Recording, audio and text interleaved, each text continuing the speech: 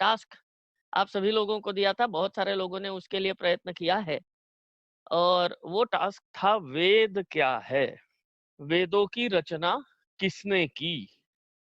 वेद कैसे अस्तित्व में आए और उसका जो उत्तर है, वो भी बहुत सारे लोगों ने मुझे देने का प्रयास किया है और बहुत अच्छे तरीके से लोग इसे कर रहे हैं। बहुत सारे लोगों ने अपना जवाब ये दिया था कि वेद ब्रह्मा जी ने निर्माण किए और वेद ब्रह्मा जी ने निर्माण करके उनको 4 भागों में उन्होंने उसे विभक्त कर दिया। ऐसा जवाब बहुत सारे पार्टिसिपेंट्स का, बहुत सारे लोगों का इस तरीके का उत्तर मेरे पास आया है।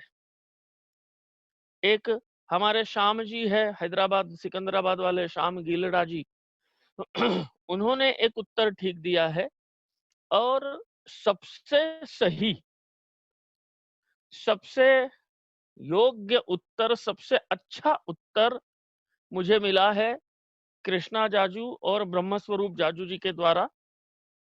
इन्होंने वेद क्या है इसका बड़ा सुंदर उत्तर देने का प्रयास किया है और बहुत सही जवाब इन लोगों ने अपने को दिया है।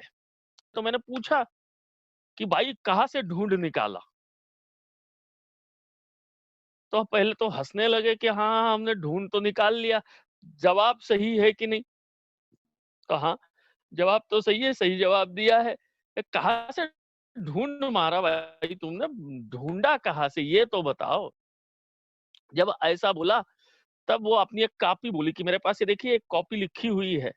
जब आपकी कथा सुनने बैठी थी तो कथा में कॉपी पेन लेके बैठी थी, तो वो उस समय मैंने लिख लिया था और वो लिखा हुआ मुझे याद आया कि मैंने कथा के समय स्वामी जी के ये लिख लिया है, इसलिए वो देख के मैंने जवाब दिया और उसका उत्तर स्वाभाविक रूप से सही था क्योंकि उसकी गाइड बहुत सही थी।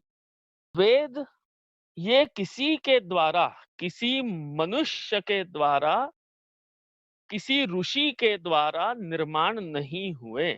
हमारे यहाँ पर वेदों को अपौरुषेय कहा जाता है। वेद कैसे है? अपौरुषेय। मनुष्य या ऋषि के द्वारा वेदों का निर्माण नहीं हुआ है।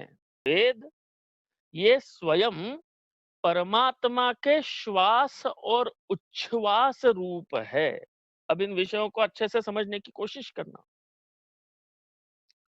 वेद ये किसी भी ऋषि के द्वारा, किसी भी अन्य देवता के द्वारा बनाए हुए नहीं है।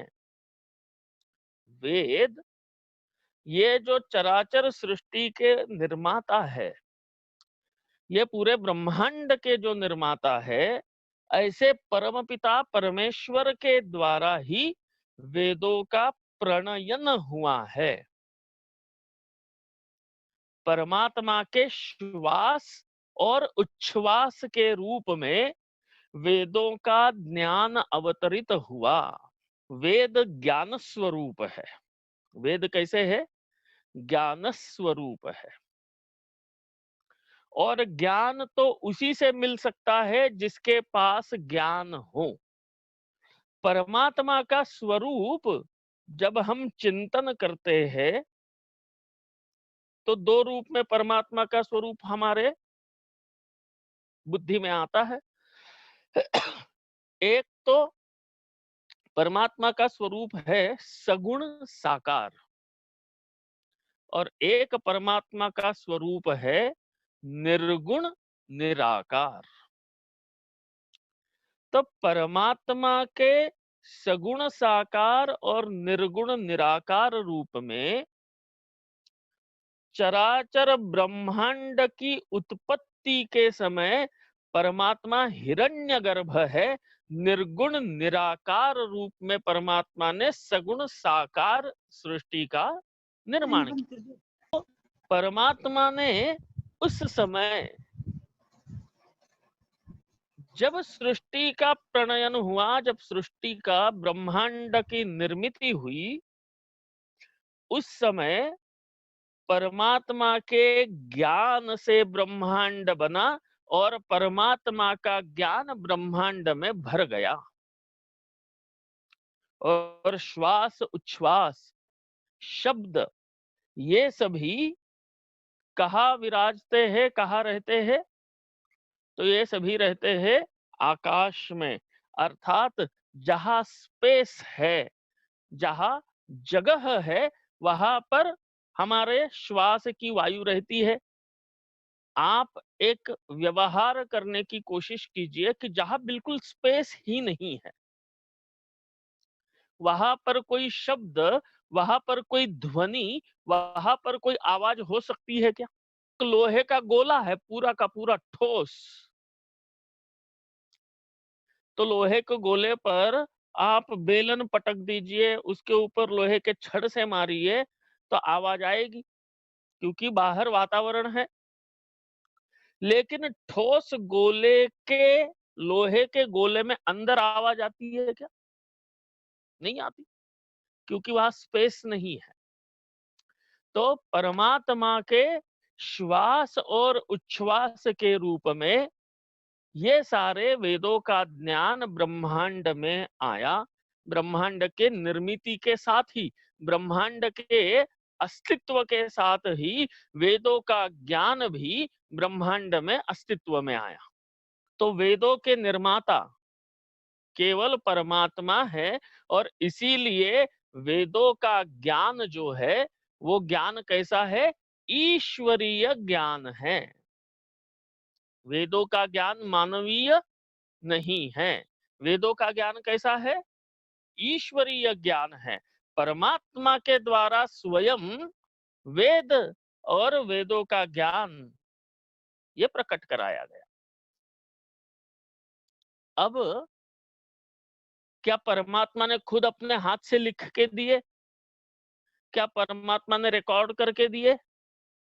परमात्मा के द्वारा यदि वेद का ज्ञान प्राप्त हुआ, वेद प्राप्त हुए हमें, तो वो कैसे, किस फॉर्म में, किस रूप में वेद हमें मिल गए? तो उसके लिए हमारे शास्त्र, हमारे वेद ही बताते हैं कि परमात्मा के ये वेद श्वास और उच्छ्वास, माने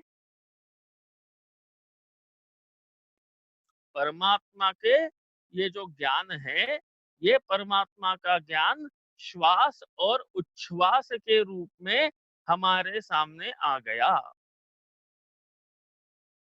अब श्वास और उच्छ्वास कैसे है? तो वायवीय है। तो जहां जहां ये वायु है, जहां जहां वातावरण है, वहां वहां पर परमात्मा का ज्ञान सब दूर विद्यमान है। और ऐसा ही परमात्मा का ज्ञान वेद के रूप में हमें प्राप्त हुआ। अब इस परमात्मा के ज्ञान में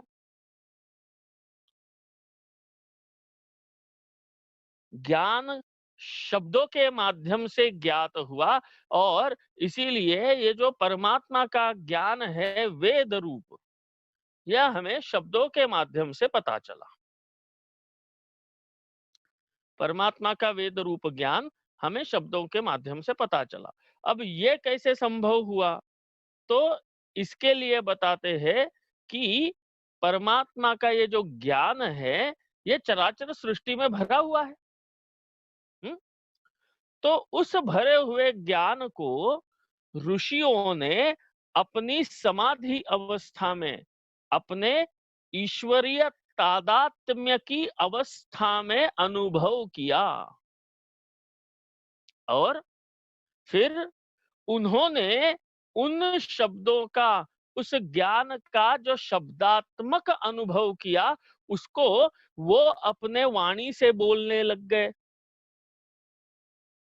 जैसा कवि होता है, कवि के दिमाग में बहुत सारा विषय है, बहुत सारी कल्पनाएं हैं, बहुत सारा वो काव्य विषयक मसाला उसके दिमाग में है। और फिर कवि जब कविता लिखने लगता है, तो एक लाइन आई, फिर दूसरी लाइन आई, फिर तीसरी लाइन आई, ऐसे करते करते लिखते जाता है। और काव्य अवतरित होता है, जो उसके दिमाग में है वो उसने कागज पर अवतरित कराया। इस पद्धति से वो अपने काव्य का लेखन करता है। विचार शब्दों के माध्यम से कागज पर उतारता है और उसे काव्य बना देता है। वैसे ये जो परमात्मा का ये अद्भुत ज्ञान पूरे ब्रह्मांड में विद्यमान था शब्द रूप में। वेद ज्ञान कैसा है? शब्द रूपात्मक, शब्दों के माध्यम से हमें वेद का ज्ञान हुआ है। तो वो शब्द आकाश में विद्यमान थे परमात्मा के श्वास और उच्छ्वास के रूप में। उस शब्द को ऋषियों ने, उस ज्ञान को, शब्द रूपी ज्ञान को ऋषियों ने अपनी तपस्या की अवस्था में अनुभव किया कि अरे ये है, ये है, ये है। और जैसे जैसे जिस ऋषि को वैसे वैसे वो उसका गान करने लग गए, वो उसको बोलने लग गए। और इसीलिए हर मंत्र के ऋषि, छंद और देवता होते हैं कि इस मंत्र के द्वारा इस देवता का गान किया है, इसलिए वो देवता उस मंत्र के देवता हो गए। इस ऋषि ने अपने भाव अवस्था में, अपनी समाधि अवस्था में इसका अनुभव करके पहली बार शब्दों के माध्यम से इसका उच्चारण किया। उस ऋषि को इस मंत्र का दृष्टा अब अपनी आवाज, मानते हैं। अपनी फोटो जा रही है वहां पे। अपना उस मंत्र का दृष्टा वो ऋषि माना गया। और कौन से मीटर में, कौन से छंद में उस शब्दों को गाया गया, उसे छंद कहते हैं। हमारे काव्य में भी छंद होते हैं, मीटर्स है अलग अलग। तो ऋषि, देवता और छंद के साथ वेद मंत्र का उच्चारण करना चाहिए। ऐसे वेद मंत्र पूरे ब्रह्मांड में है, अर्थात ज्ञान ब्रह्मांड में है। ऋषियों ने उस ज्ञान का अनुभव किया। ऋषि उस ज्ञान का अनुभव किए और उस ज्ञान के अनुभव को ऋषि गाने लग गए, बोलने लग गए। और वो वेदों के मंत्र के रूप में ऋषियों ने उसका गान किया। ऐसे वेदों राशि अखंड है, अथाह है। शब्द कहाँ पर रहता है? ऐसे यदि आपसे पूछे कि शब्द कहाँ है, तो शब्द कहाँ होता है बताइए? आपके मन में है, आपके रिकॉर्डर में है, आपके पुस्तक में है। शब्द कहाँ है? तो पुस्तक में तो अक्षर शब्द है, लेकिन वो सुनाई नहीं देता। पुस्तक का लिखा हुआ शब्द सुनाई देता है क्या? नहीं। और आपका बोला हुआ शब्द लिखा हुआ दिखाई देता है क्या? नहीं। आप बोलते हो तो आपके बोलने में लिखा हुआ दिखाई देता है क्या? स्क्रिप्ट दिखाई देती है क्या आपके बोलने में? आपके बोलने में स्क्रिप्ट नहीं दिखाई देती। और पुस्तक में लिखे हुए शब्द में साउंड सुनाई नहीं देता। सुनाई देता है क्या? वे पुस्तक सामने लेके बैठो तो पुस्तक का शब्द पढ़ पाओगे, लेकिन पुस्तक का शब्द सुन पाओगे क्या? नहीं। नेत्र के द्वारा ग्रहण कर सकोगे पुस्तक में लिखा हुआ शब्द, तो पढ़ लिया। उसे सुन लिया क्या? नहीं सुना, पढ़ा। और जो मैं बोल रहा हूं अथवा आप एक दूसरे से जब बात करते हो, तो आपने बोला हुआ जो शब्द है वो स्क्रिप्ट के रूप में लिखावट के रूप में बोला हुआ शब्द आपको दिखाई दिया क्या? नहीं दिखाई दिया, क्योंकि वहां पर वो ध्वनि के रूप में शब्द आप सुन रहे हो। शब्द सुनने का ध्वनि माध्यम है, ध्वनि के रूप में शब्द सुन रहे हो, और पुस्तक में जो देखते हो वो रूप के माध्यम से पढ़ रहे हो। रूप में ध्वनि नहीं और ध्वनि में रूप नहीं है। तो ये बड़ा गहन विषय आता है कि परमात्मा ने चराचर में ये जो वेद है, वेद का ज्ञान है, अखंड ज्ञान है, ये श्वासोच्छ्वास रूप में चराचर ब्रह्मांड में यदि परमात्मा ने भर दिया, रख दिया, उपलब्ध करा दिया, तो ये ज्ञान ऋषियों ने जब अपने अपनी भाव अवस्था में देखा, समझा, तो उस समय ऋषियों ने इसका गान किया, गाए। तो ब्रह्मांड में विद्यमान ज्ञान ऋषियों के समझने तक कहाँ रहा? वातावरण में रहा। पूरे वातावरण में ज्ञान रहा, और ऋषियों ने उसे समझकर, अनुभव करके उसको गाया। और इसीलिए वेदों को श्रुति कहते हैं। वेद क्या है? वेद श्रुति है, जो सुन के समझे गए, जो आप तक श्रवण के माध्यम से आए हैं, वो वेद है। और ऐसी वेदों राशि अखंड है, अनंत है, अद्भुत ज्ञान की राशि है। उसे श्री वेदव्यास भगवान ने 4 विभागों में बांट दिया। वेदव्यास भगवान ने क्या किया? उस अखंड शब्द राशि को, अखंड वेद राशि को वेदव्यास भगवान ने 4 विभागों में बांट दिया, और ऋग्वेद, यजुर्वेद, अथर्ववेद, सामवेद, ऐसे 4 उसके खंड कर दिए। 4 वॉल्यूम्स, 4 अलग अलग वॉल्यूम बना दिए। वेदों राशि अखंड है, परमात्मा के श्वास और उच्छ्वास स्वरूप है, शब्दात्मक है, और शब्द नित्य होता है। शब्द अनित्य नहीं है। शब्द कैसा होता है? नित्य होता है। हमेशा शब्द है, होता है कि नहीं? शब्द कैसा है? नित्य शब्द है। तो शब्द नित्य होने के कारण शब्दात्मक वेद ज्ञान नित्य बना रहा। वेद ज्ञान शब्दात्मक जो है वो नित्य बना हुआ है। अब ये टेक्निकल बात आ गई यहां पर कि वेद ज्ञान तो है, सृष्टि के प्रारंभ से, सृष्टि के उत्पत्ति से है, हमें सुनाई नहीं दिया, उनको सुनाई दिया, उन ऋषियों को उस अवस्था में। तो उसको तो बहुत आसानी से हम समझ सकते हैं। आज यह प्रवचन मैं कर रहा हूं, ये प्रवचन आपको सुनाई दे रहा है कि नहीं दे रहा है?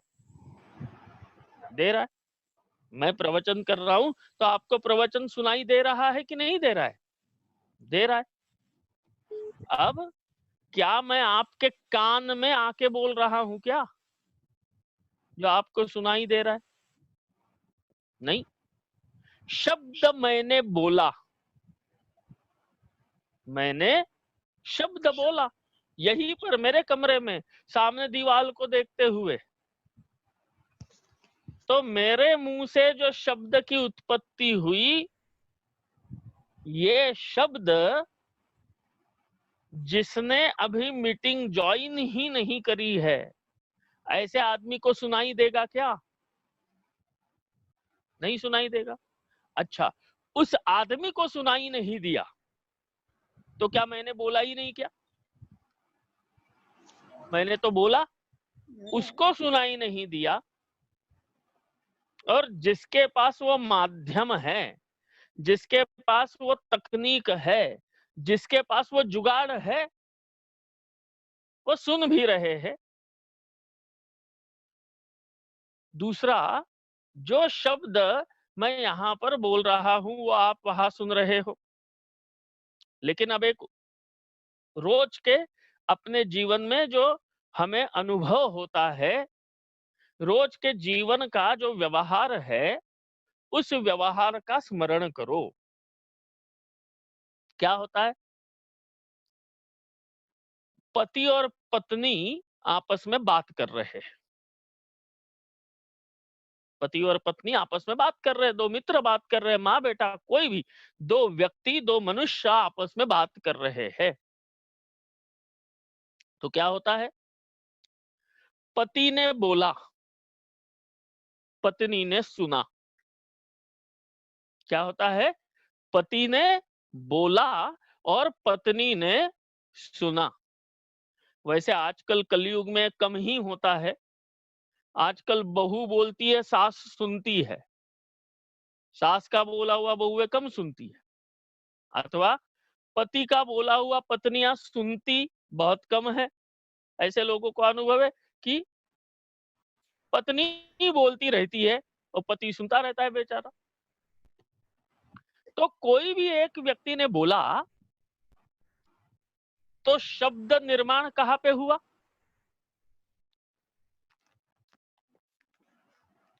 मुख, तालु आदि के विन्यास से शब्द उत्पन्न हुआ। शरीर में जो आपके हवा है, वही वायु आपके शरीर के अवयव, जो गला है उसमें तालु है, उसमें जीभ है, उसमें दांत है, उसमें ये जो अवयव है, इनको स्पर्श करते हुए एक तरीके से बाहर निकल आ गई, तो उससे ध्वनि रूप में शब्द उत्पन्न हुआ। अ, ई, उ, देखना, प, फ, ब, भ, म, ये जो 5 वर्ण है वर्णमाला के, इनका उच्चारण करना है, इनको बोलना है, और उस समय अपने ओठ से ओठ नहीं चिपकाना है। क्या बोल रहा हूं? बहुत आसान सी बात बता रहा हूं। ओठ चिपकना नहीं चाहिए। प, फ, ब, भ, म, ये 5 शब्द, ये 5 वर्ण का उच्चारण बिना ओठ चिपकाए कर सकोगे क्या? निकलेंगे क्या एक शब्द? यदि ओठ से ओठ नहीं चिपकाओगे तो प, फ, ब, भ, म बोल सकते हो क्या? बोल सकते हो क्या? ऐसा ही होगा वो। प बोलना है तो ओठ से ओठ अपना चिपकाना ही पड़ेगा।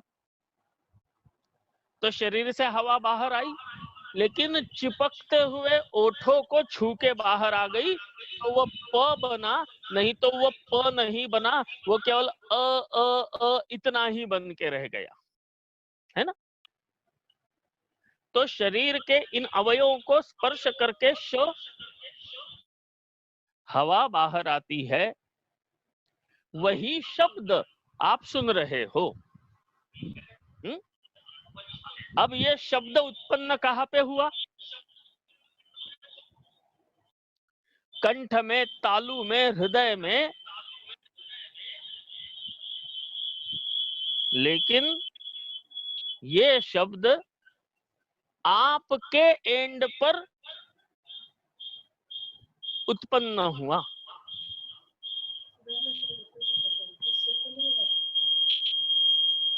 और इसे सुना किसने? सामने वाले ने सुना। शब्द उत्पन्न आपके यहां हुआ, और सुना सामने वाले ने। सामने वाले ने कौन सी जगह में सुना शब्द? शब्द कहाँ सुनाई देता है? कान में सुना। शब्द यहां मुख से उत्पन्न हुआ और रिसीविंग एंड में वो शब्द कान ने सुना।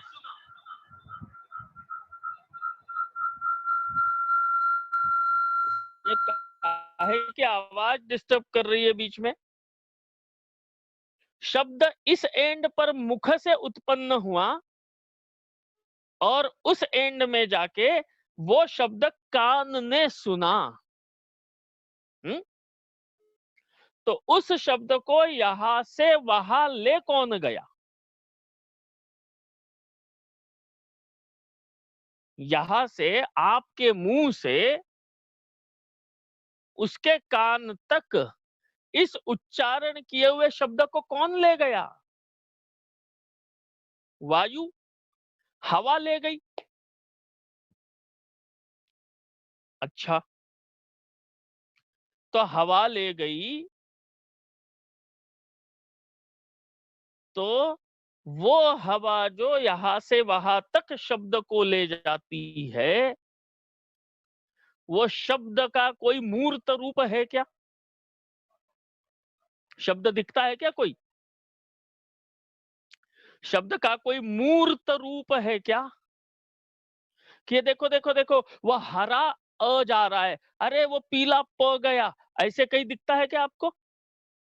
शब्द का मूर्त रूप कहीं दिखाई देता है क्या? यदि वह हवा से जाता है तो शब्द का मूर्त रूप भी दिखाई नहीं देता है। फिर जो शब्द उत्पन्न हुआ मेरे द्वारा, मेरे बोलने से, वही आपके कान में गया कि किसी दूसरे के उत्पन्न शब्द आपके कान में पहुंचे? भाई हवा में तो कुछ भी आ सकता था, कोई जरूरी है मेरा ही बोला हुआ शब्द है और भी किसी दूसरे के बोले हुए शब्द आ जाते? तो हमारे यहाँ पर वीची तरंग न्याय करके एक न्याय बोला जाता है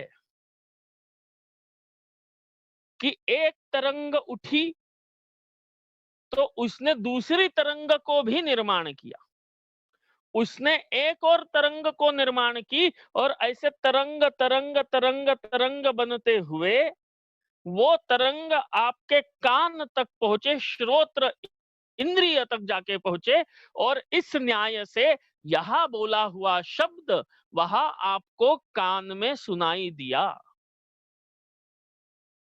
तो माध्यम क्या हुआ? सुनने का इंद्रिय हुआ श्रोत्र, बोलने का इंद्रिय हुआ मुख। तो क्या शब्द मैंने बोला और आपने सुना, यही शब्द का स्वरूप है क्या? इतना ही शब्द होता है क्या? बताओ। प्रैक्टिकल नॉलेज, बिल्कुल व्यवहार की बात बता रहा हूं कि जगत में जो मनुष्य एक दूसरे से बोलता है उतना ही शब्द है क्या? नहीं। कुत्ता भौंकता है तो वो भी शब्द है, गौ माता रंभाती है, हम्मा बोलती है तो वो भी शब्द है। इसके अलावा कोई ढोल बजाता है, कोई थाली बजाता है, कोई ताली बजाता है, तो ये भी सारे शब्द ही सुनाई दे रहे कि नहीं? ये भी सारे शब्द है। ये शब्द कैसे है? वहां वर्ण नहीं है, वहां ध्वनि है। कुछ शब्द वर्ण के माध्यम से पता चले, अ आ इ ई के माध्यम से पता चले, और कुछ शब्द वर्ण की जगह ध्वनि के माध्यम से पता चले। और ध्वनि कैसी है? सारे ग म प ध नि सा, अथवा तबले की आवाज, ढोलक की आवाज, बांसुरी की आवाज, ये जो सारी आवाजें है ये ध्वनि रूप में शब्द को पहुंचाती है। और अ इ उण ये जो हमारे वर्णमाला है, ये वर्णमाला उस शब्द को कैसी पहुंचाती है, तो वो वहां पर शब्द के रूप में, वर्णात्मक शब्द के रूप में हमें प्राप्त होता है। और परमात्मा के द्वारा रचित ये जो वेदों का अथाह ज्ञान है, ये शब्द रूप में चराचर सृष्टि में था। ऋषियों ने अपनी कनेक्टिविटी प्रॉपर कर ली, तो ऋषि उस ज्ञान को ग्रहण कर सके, और ग्रहण करने के बाद उन्होंने शब्द के माध्यम से उसका गान किया, और वेद का ज्ञान अनुभव हुआ। अच्छा, वेद में ज्ञान किस प्रकार का है जी? पानी का ज्ञान है, हवा का ज्ञान है, आकाश का ज्ञान है, देवताओं का ज्ञान है, कर्म का ज्ञान है, क्या करना क्या नहीं करना, ये ज्ञान मिला कहाँ से? वेदों से मिला। औषधियों का ज्ञान कहाँ से मिला? वेदों से मिला। जो चराचर ब्रह्मांड में है, जो चराचर सृष्टि में है, उसी का ज्ञान वेद में है, और इसीलिए वेद में सब ज्ञान है। आंख की कमी है, ढूंढने वाले की कमी है, उस तादात्म्य में संबंध से उसको अनुभव करने वालों की कमी है। नहीं तो कोई विषय ऐसा नहीं जो वेद में लिखा नहीं हो। हर विषय वो वेद में है। आजकल हमारे बच्चों के एक नए क्लासेस शुरू हुए हैं, उसे कहते हैं वैदिक मैथमेटिक्स। बच्चे जाते हैं कि नहीं वैदिक मैथमेटिक्स पढ़ने के लिए? क्लासेस होते हैं उनके। स्कूल में तो पढ़ाया नहीं जाता, लेकिन बड़े बड़े गणित, बड़े बड़े गुणाकार, बड़े बड़े भागाकार, बड़ी बड़ी संख्याओं का खेल, ये वैदिक मैथमेटिक्स के माध्यम से इतने बड़े बड़े गणित के विषय फटाफट उंगलियों पर करके सुलझा देते हैं। वैदिक मैथमेटिक्स तो वो वेद में गणित भी है, वेद में साइंस भी है, वेद में चराचर ब्रह्मांड में उपस्थित हर विषय का ज्ञान हमारे यहाँ पर वेदों में दिया हुआ है। लेकिन दुर्दैव ये हुआ कि हमारे यहाँ पर ये जो वेदों का अद्वितीय अथाह सर्वोत्तम सर्वश्रेष्ठ नित्य ज्ञान है, उस वेदों को हम मूर्ख लोगों ने केवल कर्म कांड का साधन मान के उसे तो केवल पूजा पाठ में उलझा दिया। हमारे यहाँ पर वेदों का अधिकतर उपयोग पूजा पाठ में बोले गए मंत्र बोलने के लिए होता है। नहीं तो मुझे विश्वास है आप लोगों के प्रति, हमारी वर्तमान व्यवस्था के प्रति, आपके घर में जो कालीन बिछाया होगा 2, 5, 10 हजार का होगा। आपके यहाँ खिड़कियों में टंगे हुए जो पर्दे होंगे वो भी 2, 5 हजार रुपए के होंगे। जिन सोफों पर आप बैठे हो वो 20, 25, 50 हजार से कम के तो किसी के नहीं होंगे। ये सब चीजों के लिए हमारे पास बुद्धि भी है, समय भी है, पैसा भी और जुगाड़ भी है। लेकिन यहाँ सुनने वालों में किसी एक के घर भी वेद और वैदिक अर्थ के ट्रांसलेशन की कोई बुक है कि हाँ भाई मेरे पास ऋग्वेद, ऋग्वेद की संहिता है, हाँ मेरे पास यजुर्वेद है, हाँ मेरे पास सामवेद है? नहीं है। क्यों?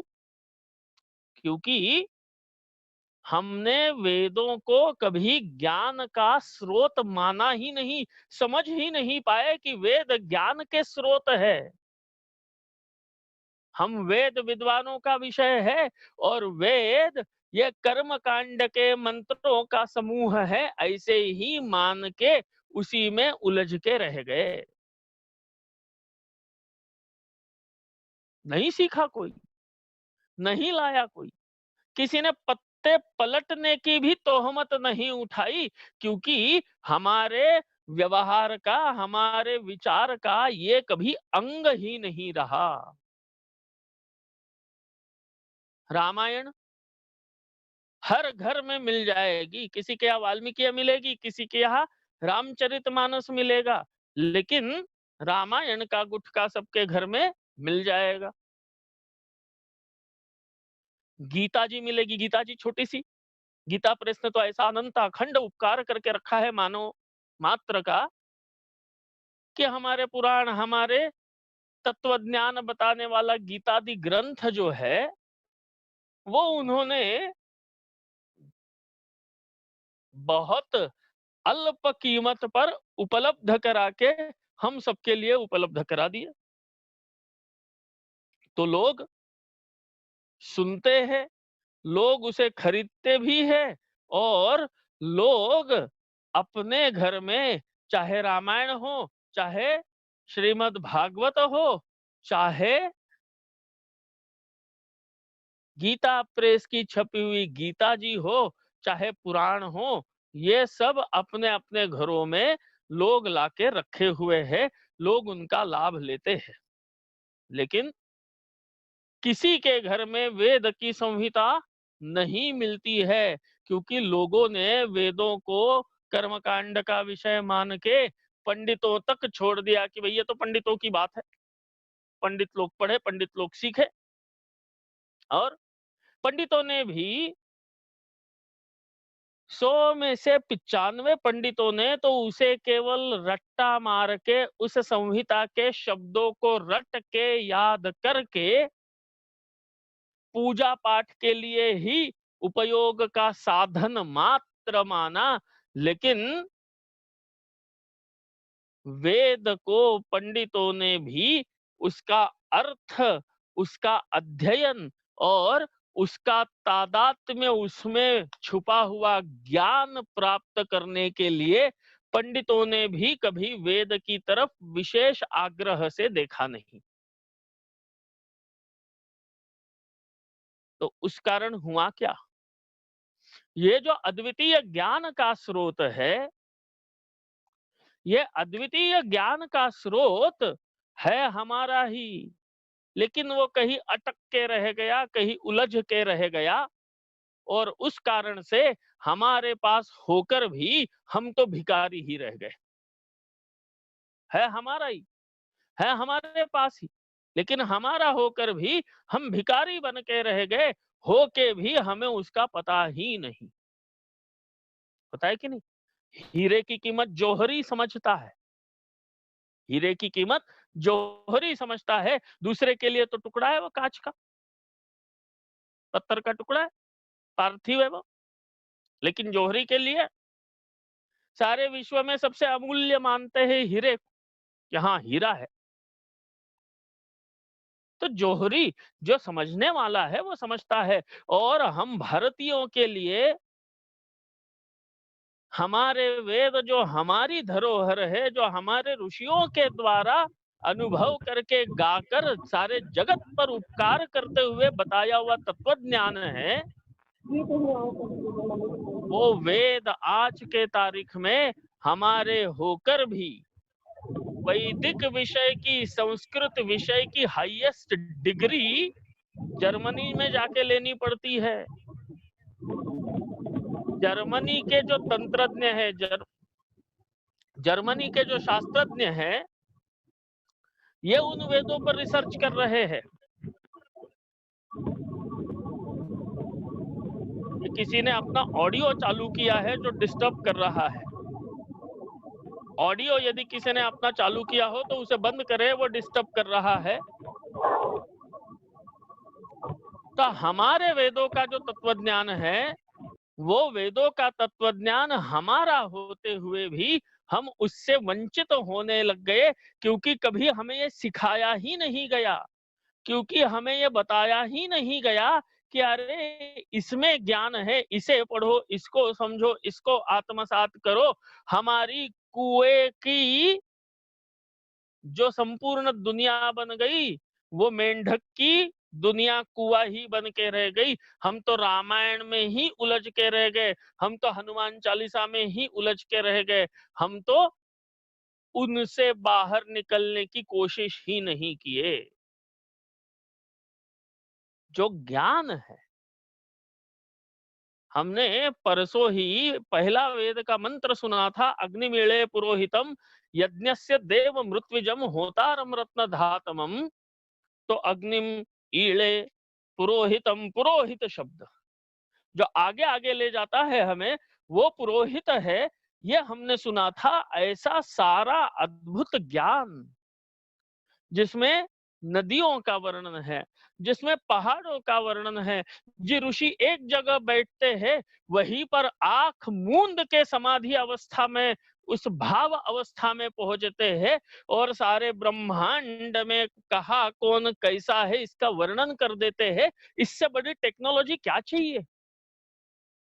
हमारे जो भूगर्भ का अध्ययन करने वाले, भूगोल का अध्ययन करने वाले ऋषियों ने अपनी अवस्था में सूर्य से इतना दूर चंद्र है, यहाँ से इतना दूर ये है, यहाँ से इतना दूर ये है, इतनी गति से वो घूमेगा, वो यहाँ से यहाँ आने में उसे इतने दिन लगेंगे।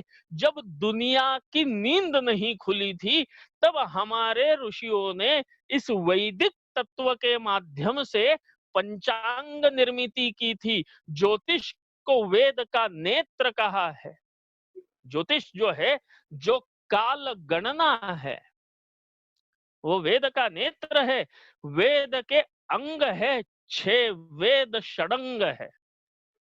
वेद के व्याकरण, ज्योतिष, छंद, निरुक्त, ऐसे 6 अंग है वेद के।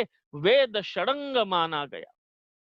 लेकिन हमारा होकर हमें ही पता नहीं वेद के 6 अंग कौन से, ऐसे पूछे तो हमें पता नहीं। वेद 3 की वेद 4, ये बड़ा झगड़े का विषय था। ये भी हमें पता नहीं। किसी ने सुना है? नहीं। श्री वशिष्ठ जी और श्री विश्वामित्र जी, हमारे अद्भुत दिव्य ऋषि, और विश्वामित्र जी जैसे ऋषि की तो क्या गणना करे महाराज। अद्भुत ऋषि है। जन्म से कौन थे? क्षत्रिय थे, ब्राह्मण नहीं थे। रामायण में विश्वामित्र जी का चरित्र आता है तो क्षत्रिय है। लेकिन वशिष्ठ जी को देखकर प्रेरित हुए कि भैया ये तो मैं ढाल तलवार चलाता हूं, ये तो मैं धनुष्य बाण चलाता हूं, ये तो मैं मेरे शरीर की ताकत पे राज कर रहा हूं। लेकिन ये देखो, ये दाढ़ी वाले बाबा ने तो एक तिनका उठाया और तिनके के बलबूते पर हमको पराजित कर दिया। तो ये ताकत कौन सी आई? ये ब्रह्म ज्ञान की ताकत है। तो मुझे अब ये शरीर तो एक दिन थकेगा, शरीर ताकत खो देगा, लेकिन इनका ब्रह्म ज्ञान ये नित्य रहने वाला है। इसलिए मुझे भी ब्रह्म ज्ञान कमाना है। छोड़ दिया राजपाट, की तपस्या, किया उसके लिए संघर्ष और ज्ञानी बने। और इसीलिए हमारे यहाँ पर संपूर्ण वेदों में जो सर्वश्रेष्ठ और सर्वदूर प्रसिद्ध मंत्र है, जो वेदों का एक बड़ा ही श्रेष्ठतम मंत्र माना जाता है, वो है गायत्री मंत्र। ये गायत्री परिवार ने वो गली गली में बांट बांट के, किसी को लेना हो चाहे नहीं लेना हो, लेकिन ले भाई तू तो रख ले, ऐसे कर करके वो गायत्री मंत्र जो संपूर्ण ब्रह्मांड में प्रचारित कर दिया, जो कि बड़ा गहन विषय है, जो कि बड़ा श्रेष्ठ विषय है। वो गायत्री मंत्र देखा किसने? कौन से ऋषि ने अपने ध्यान की अवस्था में गायत्री मंत्र को प्राप्त किया? पता ही नहीं। आजकल तो लोगों की डोरबेल में गायत्री मंत्र विश्वामित्र बजने जी। लग गया। आजकल तो लोगों की डोरबेल में गायत्री मंत्र बजने लग गया। लेकिन महाराज विश्वामित्र गायत्री जी ने मंत्र के दृष्टा श्री विश्वामित्र ऋषि है, या हमको पता नहीं। कोई एक हाथ होता है गीलड़ा जी जैसा, जिसको लोग पागल कहते हैं। उनके घर वाले भी कई बार समझ नहीं पाते कि क्या पता ये सीए है, इनके ऑफिस के काम तो हो गए लेकिन इनका काम तो खत्म ही नहीं होता। जब देखो वो अपना लैपटॉप लेके ही बैठे हुए हैं। तो कुछ ज्ञान प्राप्त करने की, कुछ जानने की उनमें इच्छा है, और जहां इच्छा वहां मार्ग है। जहां इच्छा वहां मार्ग है। तो एक उनका जवाब आया कि हाँ, विश्वामित्र ऋषि जी ने देखा, लेकिन जिनके मुंह में स्क्रीन पर देख रहा हूं, उनके सबके अधिकतर मुंह पे प्रश्न चिन्ह नहीं था। क्या पता कौन, पता ही नहीं, क्योंकि कभी उस तरफ दिमाग गया ही नहीं, क्योंकि हमारे दिमाग को उस तरफ मोड़ा नहीं गया। हमारे दिमाग को, हमारे विचार की पद्धति को उस तरफ मोड़ा ही नहीं गया। और उस कारण से हुआ क्या कि जो हमारा सबसे बड़ा खजाना है, जो हमारी सबसे बड़ी अद्वितीय ज्ञान की अथाह निधि है, वो निधि हमारी होकर भी हमारे काम नहीं आई और न ही आज आ रही है। लेकिन जिन्होंने उसका उपयोग कर लिया, जिन्होंने उसे समझने की कोशिश की, जिन्होंने उसमें गोता लगाया, उनका कल्याण हो गया। और इसीलिए हम अपने प्रवचनों के माध्यम से भी वेद से संबंधित विषयों का चिंतन अधिक कर रहे हैं। आज हमारा घर, कोई ऐसा घर नहीं होगा जहां औषधि, दवाई नहीं ली जाती होगी। कोई डायबिटीज की ले रहा है, कोई हाइपरटेंशन की ले रहा है, कोई हार्ट की ले रहा है, कोई कोलेस्ट्रॉल की ले रहा है। ये चार देवियां तो निश्चित ही है कि हर घरों में आके बैठ गई। बुलाओ चाहे मत बुलाओ, कहीं ना कहीं ये सारे के सारे घुस गए और उसकी दवा भी हम ले रहे। लेकिन औषधि, ये शब्द पहली बार कहाँ आया? औषधि ये शब्द पहली बार कहाँ पे आया है? वेदों में आया है। और ऋग्वेद के ही पहले दूसरे अध्याय में ही औषधि शब्द आकर वहां पर औषधि का वर्णन करके गया। औषधि जल तत्व के बगैर उत्पन्न नहीं हो सकती। ये वर्णन कौन कर रहा है? ऋग्वेद का मंत्र कर रहा है। कितना रिसर्च है उनका देखो। कोई भी औषधि ले लो आप, बिना जल के औषधि कैसे लोगे? लगाने वाला मलम है तो भी उसमें पानी अथवा जलीय तत्व है। लेने वाली गोली तो उसमें जलीय तत्व है, उसके बगैर वो गोली बन ही नहीं सकती। पेड़ की लकड़ी औषध है, पेड़ का पत्ता औषध है, पेड़ के जड़ औषध है। लेकिन जड़ औषध है इसलिए जड़ को कच्चा ही चबाता है क्या कोई? ना, उसकी दवा बनती है। और बिना पानी के कोई दवा बन पाई? नहीं बन पाई।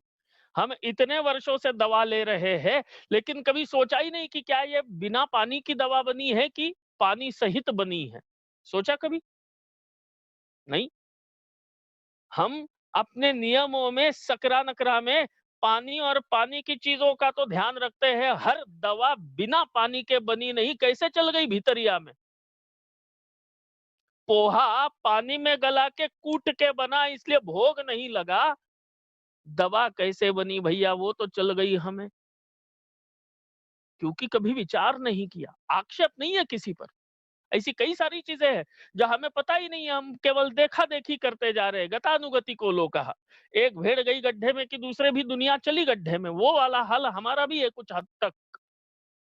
लेकिन हमारे ऋषियों ने हमारे वेद में मंत्र में स्पष्ट कह दिया कि बिना जल के दवा का उत्पादन नहीं, बिना जल के दवा बन ही नहीं सकती। और वो मंत्र हमारे ऋग्वेद में आता है, क्योंकि ऋग्वेद आदि वेद है।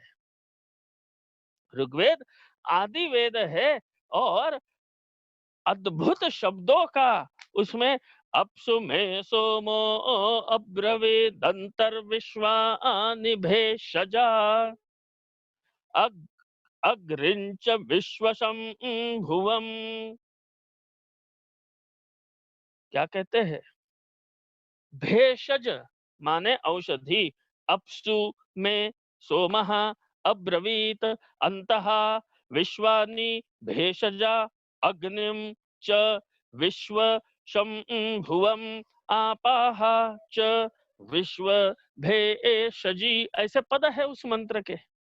और क्या कहते हैं कि जो जल है उस जल में औषधि है, जल को भी औषध माना और हर औषधि में भी जल है ये माना। ये दृष्टि, ये बुद्धि और ये सोच हमारे वेद में प्रारंभ के अध्याय के मंत्र हमें बताते हैं। क्या बताते? अपो देवीरुपह्वये यत्र गावः पिबन्ति नः सिन्धुभ्यः कर्त्वं हविः। कहते हैं कि जहां गाय जाके हमारी पानी पीती है, वो पानी जिससे हम पलते हैं, हमारी गाय पलती है, वो सारी की सारी इस जल से पलती है। और इसीलिए हमारे यहाँ पर भी व्यवहार में जल को जीवन माना है। जल को क्या कहा? जल ही जीवन है, जल है तो कल है। ये सारे वाक्य हम सुनते हैं कि नहीं? मैं तो उल्टा कहता हूं, जल है तो कल है और हवा है तो पल है। हवा खत्म तो ये पल भी नहीं बचने का, लेकिन जल को जीवन कहा गया। जल को जीवन कहा गया। तो ये जल जो है, ये जल किस रूप में मिल रहा है हमें? नदी के रूप में बह के, तालाब के रूप में ये जल हमें मिल रहा है, जो 12 महीने मिल रहा है। आजकल प्रदूषण बढ़ गया। आजकल आदमी ने इन सारे जो संसाधन है, जो परमात्मा के द्वारा, निसर्ग के द्वारा हमें प्रदत्त है, उनका अपने स्वार्थ के लिए उपयोग शुरू किया और नदियां सूखने लग गई। पूरे विश्व के सामने ये बहुत बड़ा संकट आकर खड़ा है। पूरे विश्व के सामने ये संकट आके खड़ा है। लेकिन हमारे वेद पहले दिन से कहते आए कि हम उस जल का आह्वान पूर्वक पूजन करें, जो नदी के रूप में बह रहा है, जो हमें जीवन दे रहा है। अप्स्वा अंतरमृतम अप्सुभे शजमपामुत प्रशस्तये देवा भवत वाजिनाः। उसी वर्ग का अगला मंत्र आता है अप्सु। अप माने पानी, पृथ्वी अप तेज वायु आकाश, अप माने पानी। अप्सु अंतर अमृतम। अमृत अमृत अमृत जो मंथन होके निकलेगा वो अलग, लेकिन वही अमृत इस जल के रूप में विराजमान है। जल में अमृत है। अमृत है माने जिजीविषा, जीने की शक्ति, जीवन धारण करने की शक्ति किसमें है? जल में है। और केवल जीवन देती है क्या जल? तो नहीं। आप बताइए, चलो हम तो इंसान हो गए, लेकिन जो प्राणी है, जो गाय जाके घास चरती है, वो गाय के सारे रोग ठीक किसके द्वारा होते हैं? निसर्ग के ही द्वारा होते हैं। डॉक्टर वेटरनरी अब आ गया, लेकिन आज भी देखना, ये विषय मेरे बोलने का नहीं, ये बोलना आक्षेपार्ह हो सकता है, लेकिन कोई इस पर आक्षेप न करे, केवल एक इंफॉर्मेशन के रूप में सुने और भूल जाए। जो लोग अपने घर में कुत्ते पाले हुए हैं ना, वो देखना, कुत्तों को ये सवेरे सवेरे घुमाने ले जाते, और ये क्या घुमाने ले जाते, वो कुत्ता ही ऐसा जोर से भागता है कि उनकी वो रस्सी पकड़े पकड़े यही बापड़ा घसीटा जाता है कुत्ते के पीछे पीछे। बट उस कुत्ते को यदि उसका पेट गड़बड़ है, तो कुत्ता जाके घास खाता है। कभी ऑब्जर्व करना, कुत्ते का पेट गड़बड़ है, तो कुत्ता जाके घास खाता है। जो जिसे हम दूर्वा कहते हैं ना, हमारे पूजा में प्रयोग करते हैं। तो वो दूर्वे के तिनकों को कुत्ता खाता है और उसका पेट ठीक होता है। किसने दी बुद्धि? दूर्वा औषधि है, ये उस कुत्ते को किसने सिखाया? ब्रह्मांड व्याप्त देहा भसित हिमरुचा भासमाना भुजंगई, ऐसा वर्णन करते हैं हमारे परमात्मा तत्व का, परमात्मा का। तो ब्रह्मांड में व्याप्त ज्ञान है और जीव उसे अनुभव करता है। हम सुन के अनुभव कर रहे हैं, वो व्यवहार में आने पर अनुभव का विषय बनाकर उसे स्मरण रख के पुनः उपयोग करता है। और ये ज्ञान चराचर विश्व में वेदों के रूप में प्रतिष्ठित है। और ये ऐसा वेद का ज्ञान परमात्मा के द्वारा, परमात्मा के ही श्वास और उच्छ्वास के रूप में वेद प्रकट हुए। और इन वेदों का ज्ञान ये हमारा नित्य ज्ञान है। चराचर सृष्टि को, जगत को, प्राणी मात्र को उपकृत करने वाला ज्ञान है। और वो ज्ञान दुर्दैव से हमारा वेदों में ही रह गया, हमारे जीवन का अंग नहीं बन पाया। और इसीलिए आज के तारीख में हम ये प्रयत्न कर रहे हैं कि वो ज्ञान हम में कितना आएगा, कितना नहीं आएगा, हमारा प्रारब्ध, परमात्मा की कृपा और हमारा प्रयत्न। लेकिन कम से कम सुनोगे तो ये भी विषय जानने योग्य है, इतना संस्कार तो बुद्धि पर होगा। कोई तो पन्ना पलटेगा, कोई तो उसके लिए गूगल में जाके सर्च करेगा, कोई तो कुछ प्रयत्न करेगा। और प्रयत्नांति परमेश्वरः, जहां प्रयत्न प्रारंभ होता है तो उस प्रयत्न का अंत परमात्मा में जाकर होता है, अर्थात ज्ञान में जाकर होता है, अर्थात उसे वो प्राप्त होता है। और इसीलिए थोड़ा सा कठिन, थोड़ा सा हटके, लेकिन फिर भी एक बहुत उपयुक्त विषय वेद, वेदों का तत्वज्ञान और हमारा व्यक्तिगत जीवन, इसका कहीं ना कहीं एक दूसरे के साथ हम तालमेल जानते हुए इस ज्ञान को प्राप्त करने का ये प्रयत्न अपने प्रवचनों के माध्यम से कर रहे हैं। आज वेद क्या है, वेदों की उत्पत्ति, वेदों के उद्गाता, वेदों के दृष्टा आदि विषय पर हमने यहाँ पर चर्चा की। और ये वेद अखंड राशि थे, वो 4 भागों में कैसे विभक्त हुए, क्यों विभक्त हुए, ऐसी क्या जरूरत आके पड़ गई कि वेदों को 4 टुकड़े में बांटा जाए, इस विषय को लेकर हम कल अपने प्रवचन के समय में चिंतन करेंगे। एक विषय बारंबार मेरे पास व्हाट्सएप के मैसेज के माध्यम से आ रहा है कि कल आपने बर्थडे और शादी के कुछ विषय को लेकर छेड़ा था। मैंने बोला था मेरे कल के प्रवचन में कि लोग आजकल जन्मदिन कैसे मनाते हैं, बस हैप्पी बर्थडे और वो केक और वो मोमबत्ती फूकना फाकना ये सब। तो हमारी विधि, हमारा तरीका, हमारे आचार्यों के द्वारा वर्णित व्यवहार कैसा हो जन्मदिन महोत्सव मनाने का, इसका जो हमें विवरण प्राप्त होता है, इसका जो हमें मार्गदर्शन प्राप्त होता है, वो भी सब लोग में से बहुत सारे लोग चाह रहे कि स्वामी जी फिर मनावे कैसे, ये तो बता दो।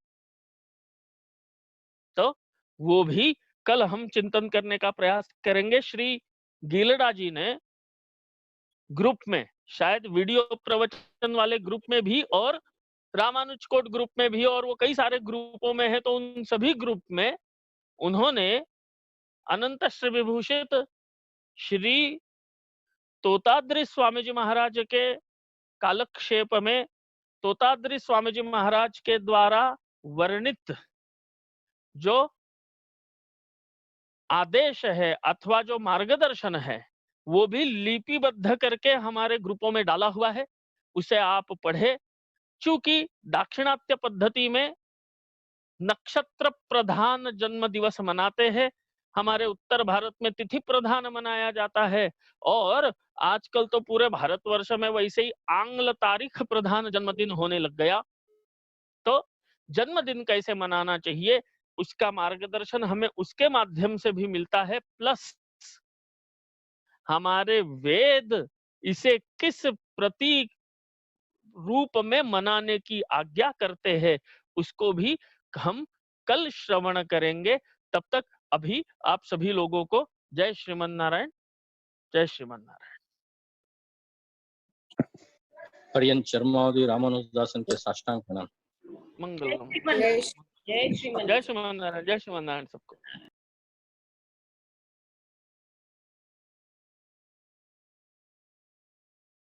लेकिन ये रोज का हमारा विषय न होने के कारण से शायद उसे ठीक ठीक से समझ पाना अथवा ठीक ठीक से कर पाना ये सभी लोगों के लिए शायद संभव नहीं हो पाया। चित्र का दृष्टा वो ऋषि माना गया, और कौन से मीटर में कौन परमात्मा है, और इसीलिए वेदों का ज्ञान जो है वो ज्ञान कैसा है, ईश्वरीय ज्ञान है। वेदों का ज्ञान मानवीय नहीं है, वेदों का ज्ञान कैसा है, ईश्वरीय ज्ञान है।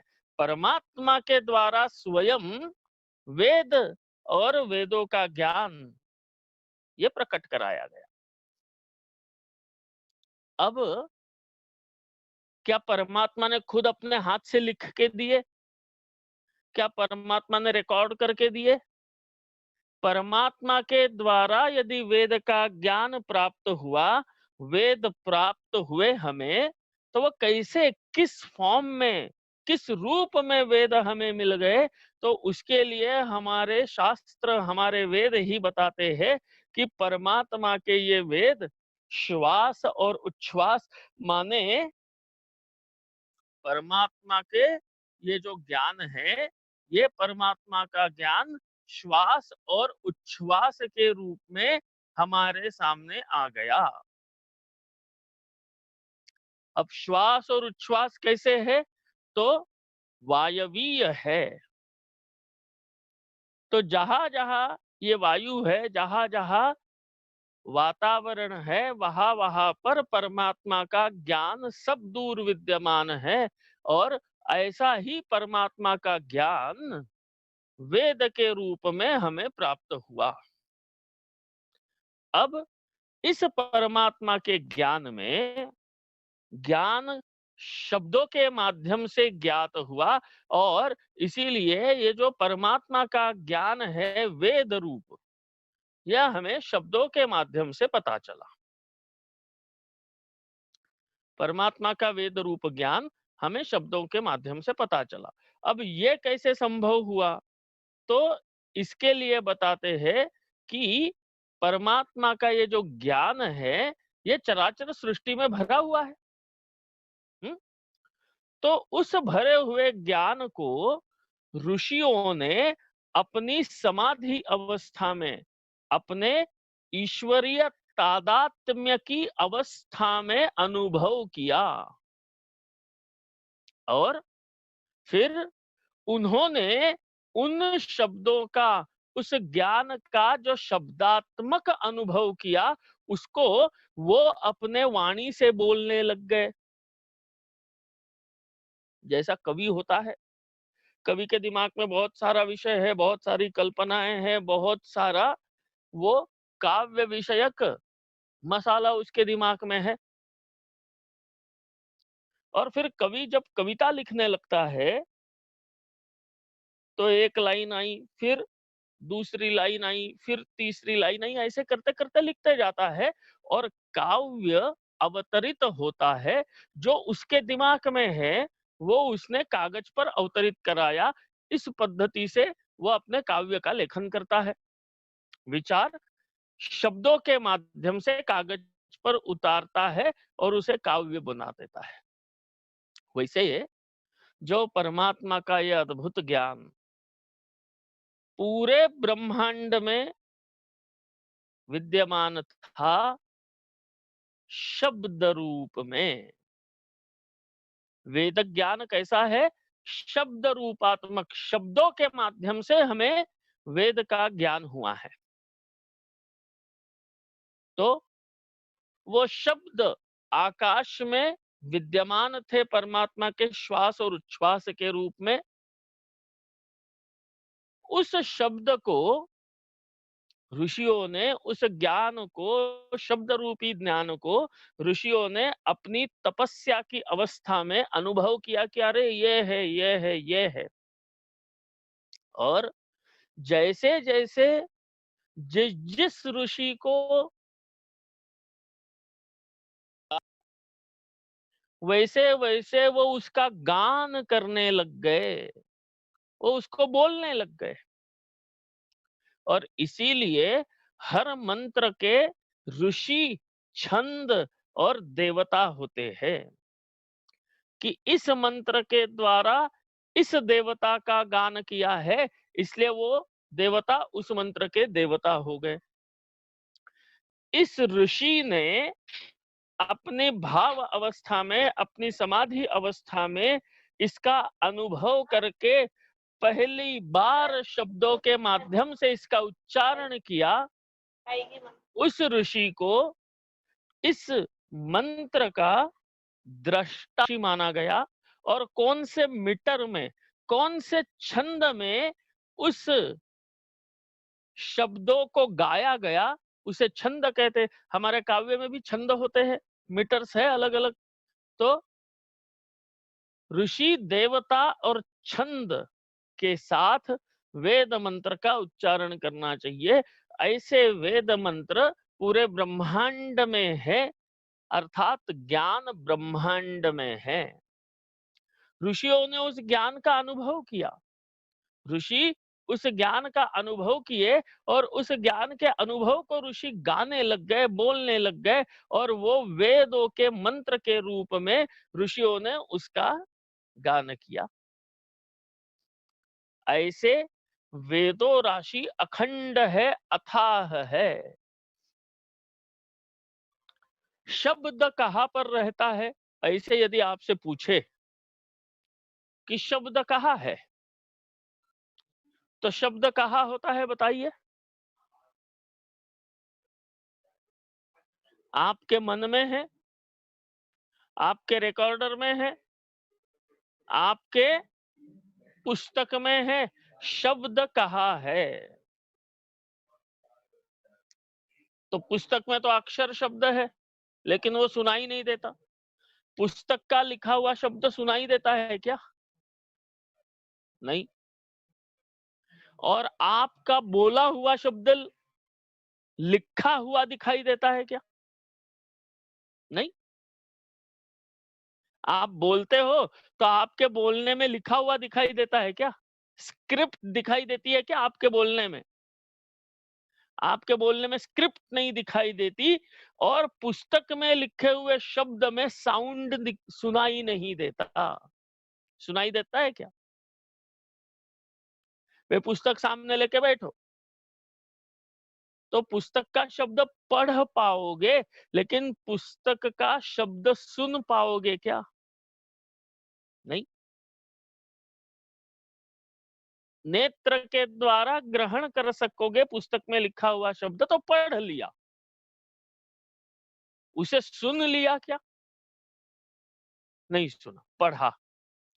और जो मैं बोल रहा हूं अथवा आप एक दूसरे से जब बात करते हो तो आपने बोला हुआ जो शब्द है वो स्क्रिप्ट के रूप में, लिखावट के रूप में बोला हुआ शब्द आपको दिखाई दिया क्या? नहीं दिखाई दिया, क्योंकि वहां पर वो ध्वनि के रूप में शब्द आप सुन रहे हो। शब्द सुनने का ध्वनि माध्यम है। ध्वनि के रूप में शब्द सुन रहे हो और पुस्तक में जो देखते हो वो रूप के माध्यम से पढ़ रहे हो। रूप में ध्वनि नहीं और ध्वनि में रूप नहीं है। तो ये बड़ा गहन विषय आता है कि परमात्मा ने चराचर में ये जो वेद है, वेद का ज्ञान है, अखंड ज्ञान है, ये श्वासोच्छ्वास रूप में चराचर ब्रह्मांड में यदि परमात्मा ने भर दिया, रख दिया, उपलब्ध करा दिया, तो ये ज्ञान ऋषियों ने जब अपने अपनी भाव अवस्था में देखा, समझा, तो उस समय ऋषियों ने इसका गान किया, गाए। तो ब्रह्मांड में विद्यमान ज्ञान ऋषियों के समझने तक कहाँ रहा? वातावरण में रहा। पूरे वातावरण में ज्ञान रहा और ऋषियों ने उसे समझकर, अनुभव करके उसको गाया। और इसीलिए वेदों को श्रुति कहते हैं। वेद क्या है? वेद श्रुति है, जो सुन के समझे गए, जो आप तक श्रवण के माध्यम से आए हैं, वो वेद है। और ऐसी वेदों राशि अखंड है, अनंत है, अद्भुत ज्ञान की राशि है। उसे श्री वेदव्यास भगवान ने 4 विभागों में बांट दिया और ऋग्वेद, यजुर्वेद, अथर्ववेद, सामवेद, ऐसे 4 उसके खंड कर दिए। 4 वॉल्यूम्स, 4 अलग अलग वॉल्यूम बना दिए। वेदों राशि अखंड है, परमात्मा के श्वास और उच्छ्वास स्वरूप है, शब्दात्मक है और शब्द नित्य होता है। तो शब्द नित्य होने के कारण शब्दात्मक वेद ज्ञान नित्य बना रहा। वेद ज्ञान शब्दात्मक जो है वो नित्य बना हुआ है। अब ये टेक्निकल बात आ गई यहां पर कि वेद ज्ञान तो है, सृष्टि के प्रारंभ से, सृष्टि के उत्पत्ति से है, हमें सुनाई नहीं दिया, उनको सुनाई दिया, उन ऋषियों को उस अवस्था में। तो उसको तो बहुत आसानी से हम समझ सकते हैं। आज यह प्रवचन मैं कर रहा हूं, ये प्रवचन आपको सुनाई दे रहा है कि नहीं दे रहा है? दे रहा है। अब क्या मैं आपके कान में आके बोल रहा हूं क्या, जो आपको सुनाई दे रहा है? नहीं। शब्द मैंने बोला, मैंने शब्द बोला यहीं पर मेरे कमरे में, सामने दीवार को देखते हुए। तो मेरे मुंह से जो शब्द की उत्पत्ति हुई, ये शब्द जिसने अभी मीटिंग ज्वाइन ही नहीं करी है, ऐसे आदमी को सुनाई देगा क्या? नहीं सुनाई देगा। अच्छा, उस आदमी को सुनाई नहीं दिया तो क्या मैंने बोला ही नहीं क्या? मैंने तो बोला। उसको सुनाई नहीं दिया।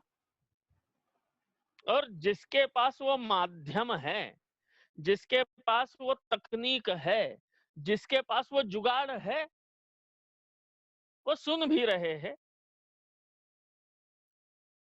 दूसरा, जो शब्द मैं यहां पर बोल रहा हूं वो आप वहां सुन रहे हो, लेकिन अब एक रोज के अपने जीवन में जो हमें अनुभव होता है, रोज के जीवन का जो व्यवहार है, उस व्यवहार का स्मरण करो। क्या होता है? पति और पत्नी आपस में बात कर रहे हैं, पति और पत्नी आपस में बात कर रहे हैं, दो मित्र बात कर रहे हैं, माँ बेटा कोई भी, दो व्यक्ति, दो मनुष्य आपस में बात कर रहे हैं। तो क्या होता है, पति ने बोला, पत्नी ने सुना। क्या होता है, पति ने बोला और पत्नी ने सुना।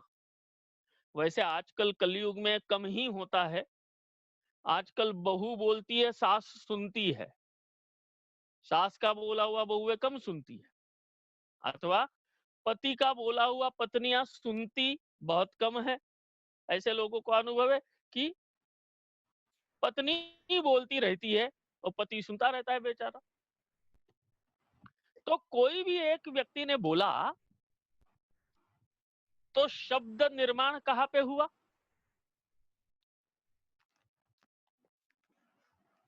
मुख, तालु आदि के विन्यास से शब्द उत्पन्न हुआ।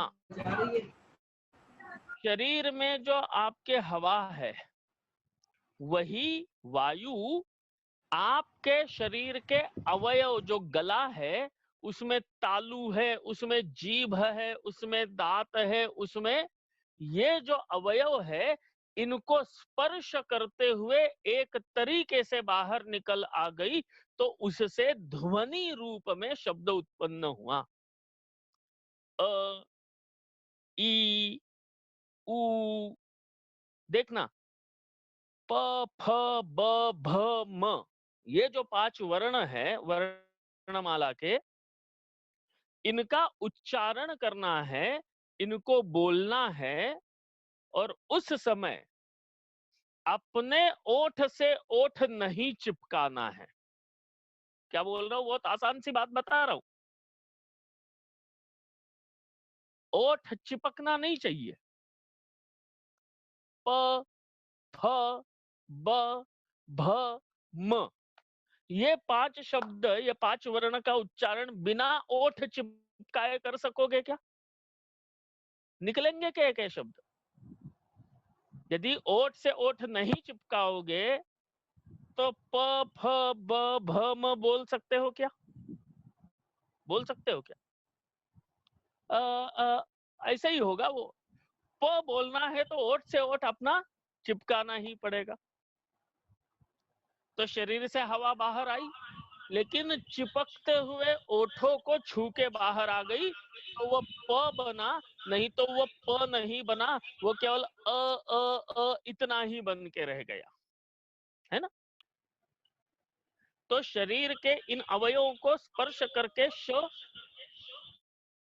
हवा बाहर आती है, वही शब्द आप सुन रहे हो।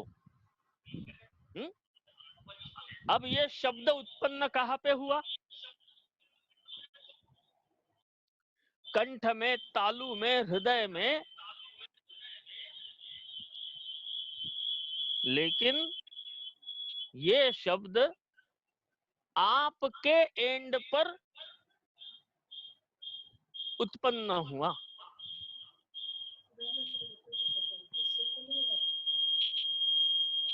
और इसे सुना किसने? सामने वाले ने सुना। शब्द उत्पन्न आपके यहां हुआ और सुना सामने वाले ने। सामने वाले ने कौन सी जगह में सुना शब्द? शब्द कहाँ सुनाई देता है? कान में सुना। शब्द यहां मुख से उत्पन्न हुआ और रिसीविंग एंड में वो शब्द कान ने सुना। शब्द इस एंड पर मुख से उत्पन्न हुआ और उस एंड में जाके वो शब्द कान ने सुना। तो उस शब्द को यहां से वहां ले कौन गया? यहां से आपके मुंह से उसके कान तक इस उच्चारण किए हुए शब्द को कौन ले गया? वायु हवा ले गई। अच्छा, तो हवा ले गई तो वो हवा जो यहां से वहां तक शब्द को ले जाती है, वो शब्द का कोई मूर्त रूप है क्या? शब्द दिखता है क्या कोई? शब्द का कोई मूर्त रूप है क्या? कि ये देखो देखो देखो, वो हरा अ जा रहा है, अरे वो पीला प गया, ऐसे कहीं दिखता है क्या आपको? शब्द का मूर्त रूप कहीं दिखाई देता है क्या? यदि वह हवा से जाता है तो शब्द का मूर्त रूप भी दिखाई नहीं देता है। फिर जो शब्द उत्पन्न हुआ मेरे द्वारा, मेरे बोलने से, वही आपके कान में गया कि किसी दूसरे के उत्पन्न शब्द आपके कान में पहुंचे? भाई हवा में तो कुछ भी आ सकता था, कोई जरूरी है मेरा ही बोला हुआ शब्द है, और भी किसी दूसरे के बोले हुए शब्द आ जाते। तो हमारे यहाँ पर वीची तरंग न्याय करके एक न्याय बोला जाता है कि एक तरंग उठी तो उसने दूसरी तरंग को भी निर्माण किया, उसने एक और तरंग को निर्माण की, और ऐसे तरंग तरंग तरंग तरंग बनते हुए वो तरंग आपके कान तक पहुंचे, श्रोत्र इंद्रिय तक जाके पहुंचे, और इस न्याय से यहां बोला हुआ शब्द वहां आपको कान में सुनाई दिया। तो माध्यम क्या हुआ? सुनने का इंद्रिय हुआ श्रोत्र, बोलने का इंद्रिय हुआ मुख। तो क्या शब्द मैंने बोला और आपने सुना, यही शब्द का स्वरूप है क्या? इतना ही शब्द होता है क्या? बताओ। प्रैक्टिकल नॉलेज, बिल्कुल व्यवहार की बात बता रहा हूं कि जगत में जो मनुष्य एक दूसरे से बोलता है उतना ही शब्द है क्या? नहीं। कुत्ता भौंकता है तो वो भी शब्द है, गौ माता रंभाती है, हम्मा बोलती है तो वो भी शब्द है। इसके अलावा कोई ढोल बजाता है, कोई थाली बजाता है, कोई ताली बजाता है, तो ये भी सारे शब्द ही सुनाई दे रहे कि नहीं? ये भी सारे शब्द है। ये शब्द कैसे है? वहां वर्ण नहीं है, वहां ध्वनि है। कुछ शब्द वर्ण के माध्यम से पता चले, अ आ इ ई के माध्यम से पता चले, और कुछ शब्द वर्ण की जगह ध्वनि के माध्यम से पता चले। और ध्वनि कैसी है? सारे ग म प ध नि सा, अथवा तबले की आवाज, ढोलक की आवाज, बांसुरी की आवाज, ये जो सारी आवाजें है ये ध्वनि रूप में शब्द को पहुंचाती है। और अ इ उण ये जो हमारे वर्णमाला है, ये वर्णमाला उस शब्द को कैसी पहुंचाती है? तो वो वहां पर शब्द के रूप में, वर्णात्मक शब्द के रूप में हमें प्राप्त होता है। और परमात्मा के द्वारा रचित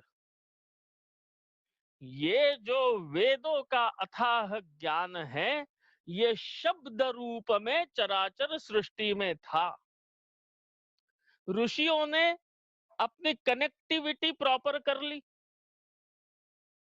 तो ऋषि उस ज्ञान को ग्रहण कर सके, और ग्रहण करने के बाद उन्होंने शब्द के माध्यम से उसका गान किया, और वेद का ज्ञान अनुभव हुआ। अच्छा, वेद में ज्ञान किस प्रकार का है जी?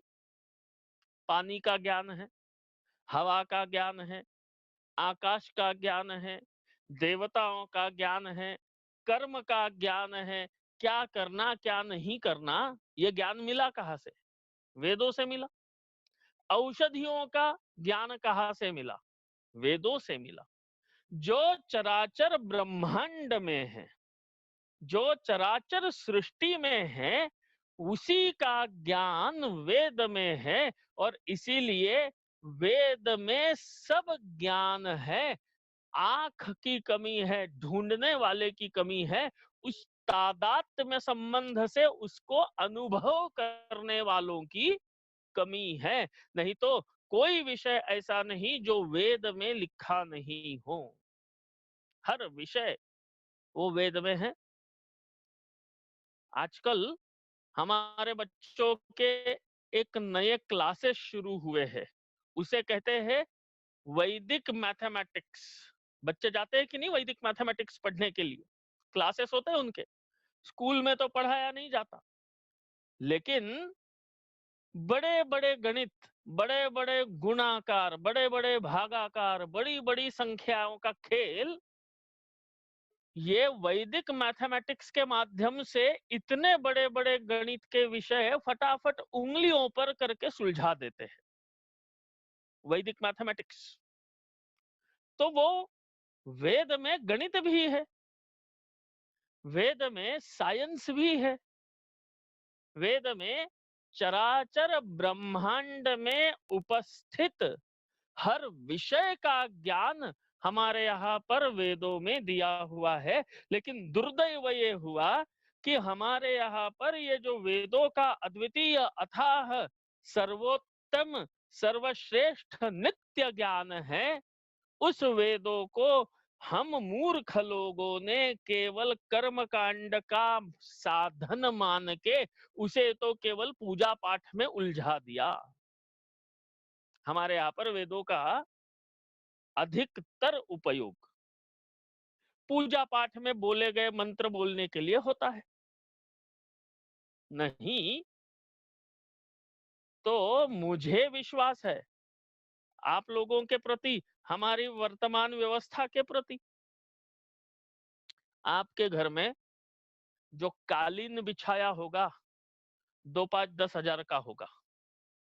आपके यहाँ खिड़कियों में टंगे हुए जो पर्दे होंगे वो भी 2-5 हजार रुपए के होंगे। जिन सोफों पर आप बैठे हो वो 20-25-50 हजार से कम के तो किसी के नहीं होंगे। ये सब चीजों के लिए हमारे पास बुद्धि भी है, समय भी है, पैसा भी और जुगाड़ भी है। लेकिन यहाँ सुनने वालों में किसी एक के घर भी वेद और वैदिक अर्थ के ट्रांसलेशन की कोई बुक है कि हाँ भाई मेरे पास ऋग्वेद की संहिता है, हाँ मेरे पास यजुर्वेद है, हाँ मेरे पास सामवेद है? नहीं है। क्यों? क्योंकि हमने वेदों को कभी ज्ञान का स्रोत माना ही नहीं, समझ ही नहीं पाए कि वेद ज्ञान के स्रोत है। हम वेद विद्वानों का विषय है और वेद ये कर्म कांड के मंत्रों का समूह है, ऐसे ही मान के उसी में उलझ के रह गए। नहीं सीखा कोई, नहीं लाया कोई, किसी ने पत्ते पलटने की भी तोहमत नहीं उठाई, क्योंकि हमारे व्यवहार का, हमारे विचार का ये कभी अंग ही नहीं रहा। रामायण हर घर में मिल जाएगी, किसी के यहाँ वाल्मीकि मिलेगी, किसी के यहाँ रामचरितमानस मिलेगा, लेकिन रामायण का गुटका सबके घर में मिल जाएगा। गीता जी मिलेगी, गीता जी छोटी सी, गीता प्रेस ने तो ऐसा अनंत अखंड उपकार करके रखा है मानव मात्र का कि हमारे पुराण, हमारे तत्व ज्ञान बताने वाला गीतादि ग्रंथ जो है वो उन्होंने बहुत अल्प कीमत पर उपलब्ध करा के हम सबके लिए उपलब्ध करा दिए। तो लोग सुनते हैं, लोग उसे खरीदते भी हैं और लोग अपने घर में चाहे रामायण हो, चाहे श्रीमद् भागवत हो, चाहे गीता प्रेस की छपी हुई गीता जी हो चाहे पुराण हो, ये सब अपने अपने घरों में लोग लाके रखे हुए हैं, लोग उनका लाभ लेते हैं।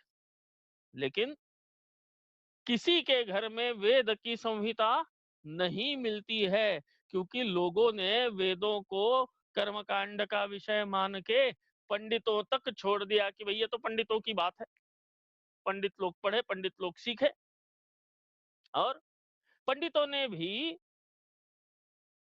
100 में से 95 पंडितों ने तो उसे केवल रट्टा मार के उस संहिता के शब्दों को रट के याद करके पूजा पाठ के लिए ही उपयोग का साधन मात्र माना। लेकिन वेद को पंडितों ने भी उसका अर्थ, उसका अध्ययन और उसका तादात्म्य, उसमें छुपा हुआ ज्ञान प्राप्त करने के लिए पंडितों ने भी कभी वेद की तरफ विशेष आग्रह से देखा नहीं। तो उस कारण हुआ क्या, ये जो अद्वितीय ज्ञान का स्रोत है, ये अद्वितीय ज्ञान का स्रोत है हमारा ही, लेकिन वो कहीं अटक के रह गया, कहीं उलझ के रह गया, और उस कारण से हमारे पास होकर भी हम तो भिखारी ही रह गए। है हमारा ही, है हमारे पास ही, लेकिन हमारा होकर भी हम भिखारी बन के रह गए, होके भी हमें उसका पता ही नहीं। पता है कि नहीं? हीरे की कीमत जौहरी समझता है, हीरे की कीमत जौहरी समझता है, दूसरे के लिए तो टुकड़ा है, वो कांच का, पत्थर का टुकड़ा है, पार्थिव है वो। लेकिन जौहरी के लिए सारे विश्व में सबसे अमूल्य मानते हैं हीरे को, कि हाँ हीरा है। तो जौहरी जो समझने वाला है वो समझता है। और हम भारतीयों के लिए हमारे वेद जो हमारी धरोहर है, जो हमारे ऋषियों के द्वारा अनुभव करके गाकर सारे जगत पर उपकार करते हुए बताया हुआ तत्व ज्ञान है, तो आज के तारीख में हमारे होकर भी वैदिक विषय की, संस्कृत विषय की हाईएस्ट डिग्री जर्मनी में जाके लेनी पड़ती है। जर्मनी के जो तंत्रज्ञ है, जर्मनी के जो शास्त्रज्ञ हैं, ये उन वेदों पर रिसर्च कर रहे हैं। तो हमारे वेदों का जो तत्वज्ञान है, वो वेदों का तत्वज्ञान हमारा होते हुए भी हम उससे वंचित होने लग गए, क्योंकि कभी हमें ये सिखाया ही नहीं गया, क्योंकि हमें ये बताया ही नहीं गया कि अरे इसमें ज्ञान है, इसे पढ़ो, इसको समझो, इसको आत्मसात करो। हमारी कुएं की जो संपूर्ण दुनिया बन गई, वो मेंढक की दुनिया कुआं ही बन के रह गई। हम तो रामायण में ही उलझ के रह गए, हम तो हनुमान चालीसा में ही उलझ के रह गए, हम तो उनसे बाहर निकलने की कोशिश ही नहीं किए। जो ज्ञान है, हमने परसों ही पहला वेद का मंत्र सुना था, अग्निमीळे पुरोहितम यज्ञस्य देव मृत्विजम होतारम रत्न धातमम। तो अग्निम, ईले, पुरोहितम, पुरोहित शब्द जो आगे आगे ले जाता है हमें, वो पुरोहित है। ये हमने सुना था। ऐसा सारा अद्भुत ज्ञान जिसमें नदियों का वर्णन है, जिसमें पहाड़ों का वर्णन है, जी ऋषि एक जगह बैठते हैं, वहीं पर आंख मूंद के समाधि अवस्था में, उस भाव अवस्था में पहुंचते हैं, और सारे ब्रह्मांड में कहा कौन कैसा है इसका वर्णन कर देते हैं। इससे बड़ी टेक्नोलॉजी क्या चाहिए? हमारे जो भूगर्भ का अध्ययन करने वाले, भूगोल का अध्ययन करने वाले ऋषियों ने अपनी अवस्था में सूर्य से इतना दूर चंद्र है, यहाँ से इतना दूर ये है, यहाँ से इतना दूर ये है, इतनी गति से वो घूमेगा, वो यहाँ से यहाँ आने में उसे इतने दिन लगेंगे। जब दुनिया की नींद नहीं खुली थी, तब हमारे ऋषियों ने इस वैदिक तत्व के माध्यम से पंचांग निर्मिति की थी। ज्योतिष को वेद का नेत्र कहा है। ज्योतिष जो है, जो काल गणना है, वो वेद का नेत्र है। वेद के अंग है, 6 वेद षडंग है। वेद के व्याकरण, ज्योतिष, छंद, निरुक्त, ऐसे 6 अंग है वेद के। वेद षडंग माना गया। लेकिन हमारा होकर हमें ही पता नहीं वेद के 6 अंग कौन से, ऐसे पूछे तो हमें पता नहीं। वेद 3 की वेद 4, ये बड़ा झगड़े का विषय था। ये भी हमें पता नहीं। किसी ने सुना है? नहीं। श्री वशिष्ठ जी और श्री विश्वामित्र जी हमारे अद्भुत दिव्य ऋषि, और विश्वामित्र जी जैसे ऋषि की तो क्या गणना करे महाराज। अद्भुत ऋषि है। जन्म से कौन थे? क्षत्रिय थे, ब्राह्मण नहीं थे। रामायण में विश्वामित्र जी का चरित्र आता है तो क्षत्रिय है। लेकिन वशिष्ठ जी को देखकर प्रेरित हुए कि भैया ये तो मैं ढाल तलवार चलाता हूं, ये तो मैं धनुष्य बाण चलाता हूं, ये तो मैं मेरे शरीर की ताकत पे राज कर रहा हूं। लेकिन ये देखो, ये दाढ़ी वाले बाबा ने तो एक तिनका उठाया और तिनके के बलबूते पर हमको पराजित कर दिया। तो ये ताकत कौन सी आई? ये ब्रह्म ज्ञान की ताकत है।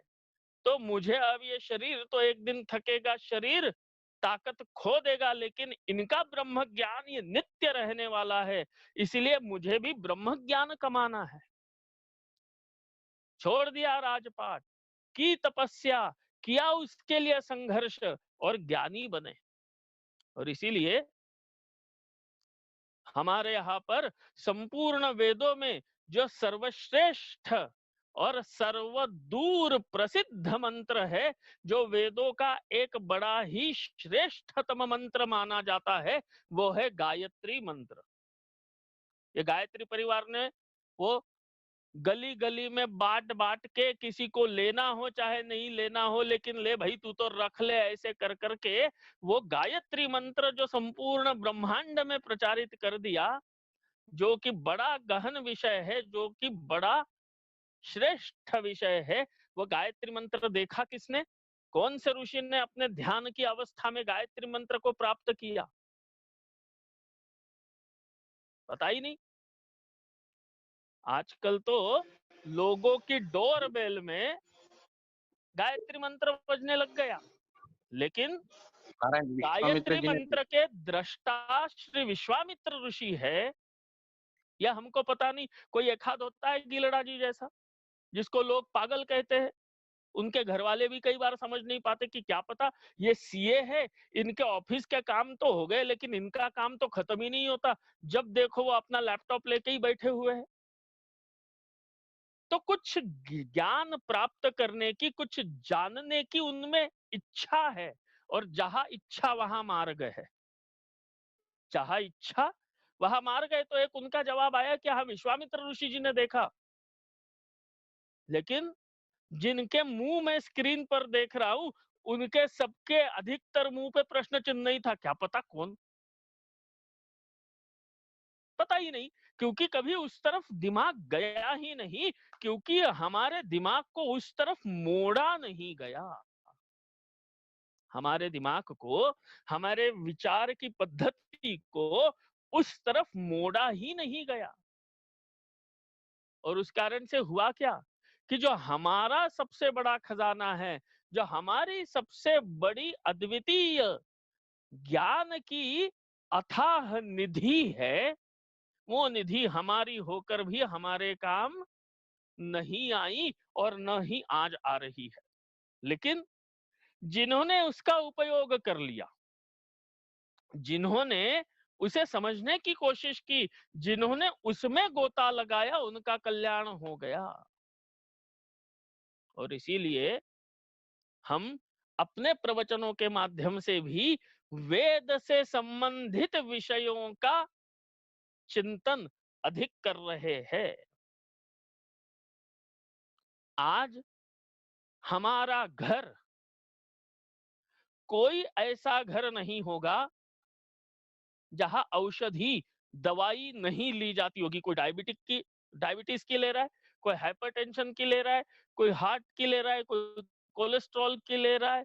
ये चार देवियां तो निश्चित ही है कि हर घरों में आके बैठ गई, बुलाओ चाहे मत बुलाओ, कहीं ना कहीं ये सारे के सारे घुस गए और उसकी दवा भी हम ले रहे। लेकिन औषधि ये शब्द पहली बार कहाँ आया?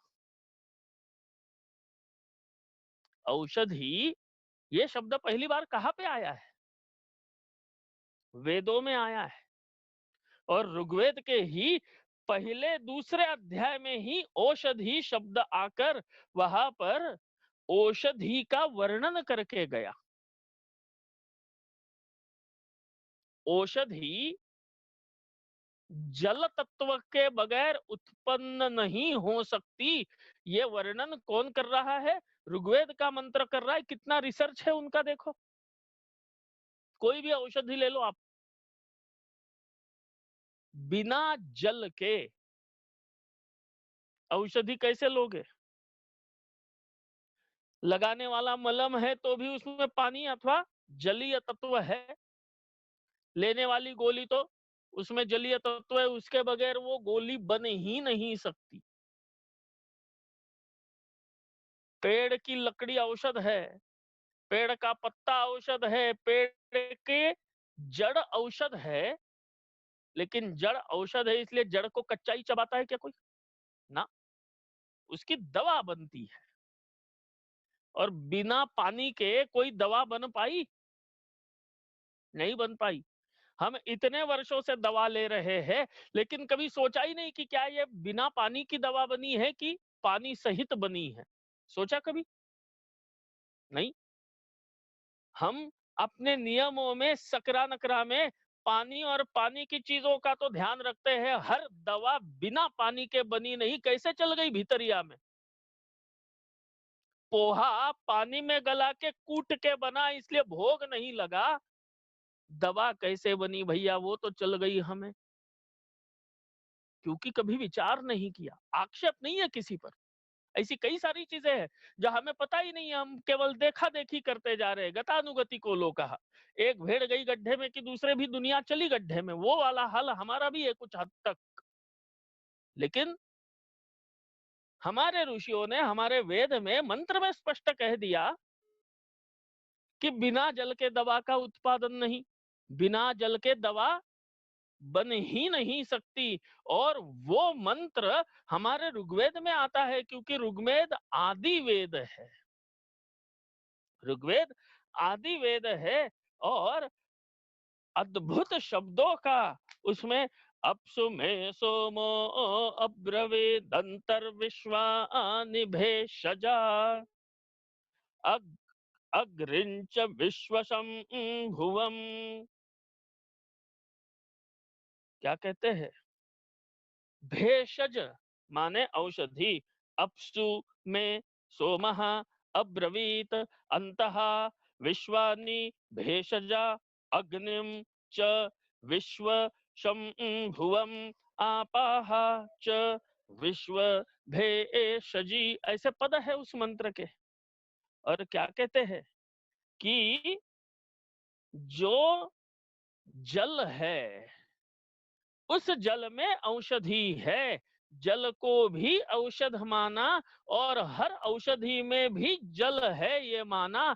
ये दृष्टि, ये बुद्धि और ये सोच हमारे वेद में प्रारंभ के अध्याय के मंत्र हमें बताते हैं। क्या बताते? अपो देवीरुपह्वये यत्र गावः पिबन्ति नः सिन्धुभ्यः कर्त्वं हविः। कहते हैं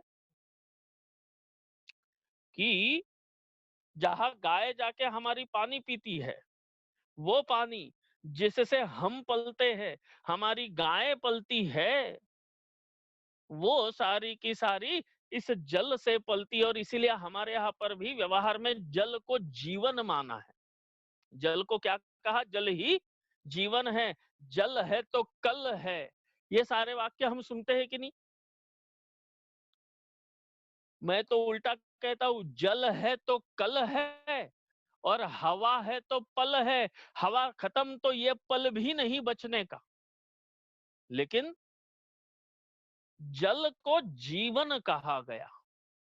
जल को जीवन कहा गया। तो ये जल जो है, ये जल किस रूप में मिल रहा है हमें? नदी के रूप में बह के, तालाब के रूप में ये जल हमें मिल रहा है, जो 12 महीने मिल रहा है। आजकल प्रदूषण बढ़ गया।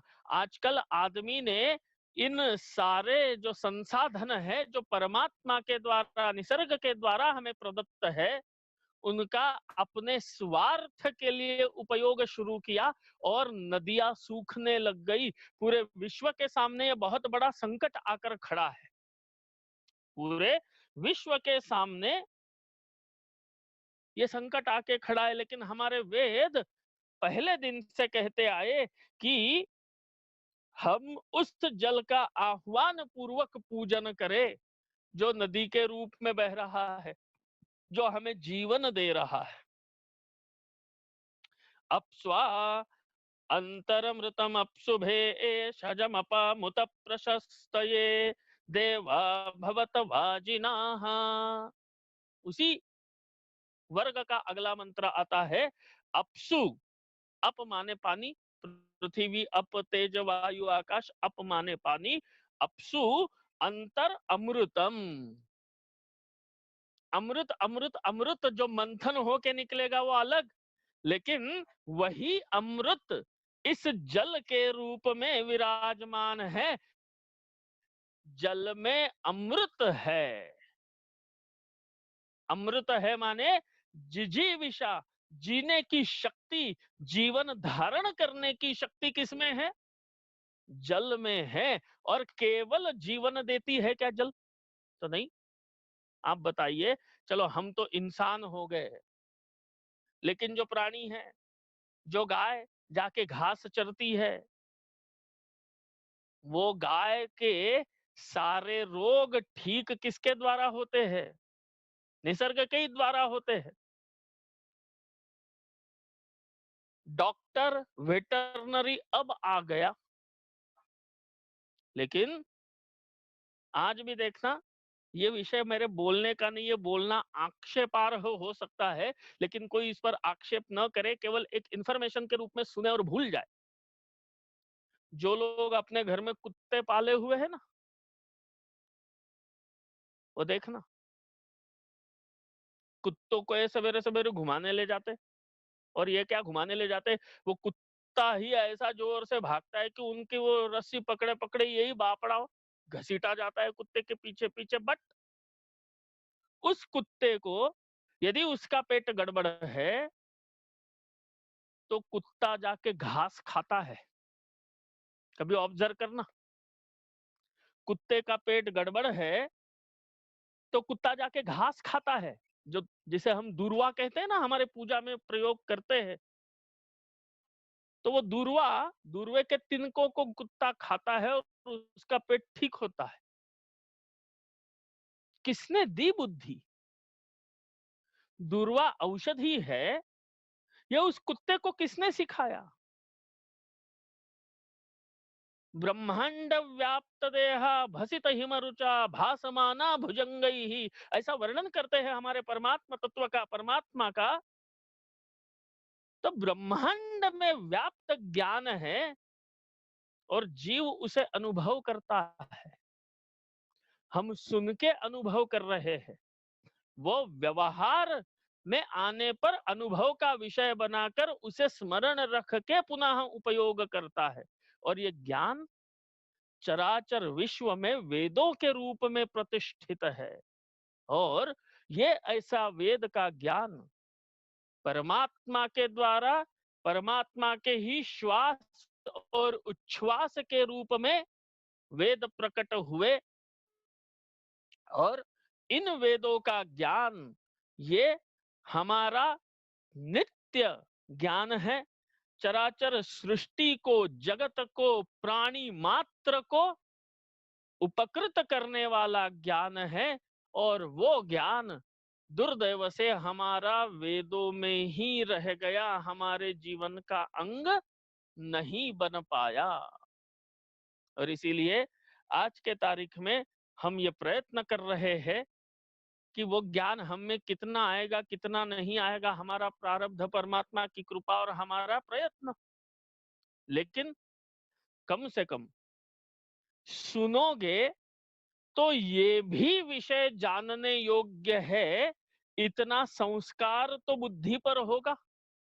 कोई तो पन्ना पलटेगा, कोई तो उसके लिए गूगल में जाके सर्च करेगा, कोई तो कुछ प्रयत्न करेगा। और प्रयत्नांति परमेश्वरः, जहां प्रयत्न प्रारंभ होता है तो उस प्रयत्न का अंत परमात्मा में जाकर होता है, अर्थात ज्ञान में जाकर होता है, अर्थात उसे वो प्राप्त होता है।